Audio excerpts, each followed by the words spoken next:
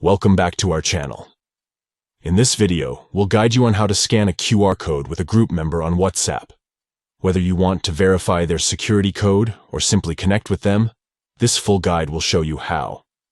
Let's get started. Step 1. Open WhatsApp on your Android device. Locate the green icon with a white phone inside. Step 2. Tap the group you want to scan the QR code with. Choose the group where the member is. Step 3. Tap the three dots at the top right of the screen.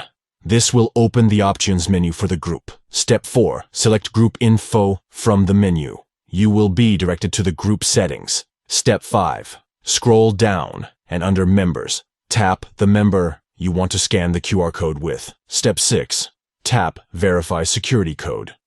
This will ensure the authenticity of the member's device. Step 7. Tap Scan QR Code. This will activate the QR code scanning feature. Step 8. Ask the member to open their WhatsApp and go to the QR code scanning option.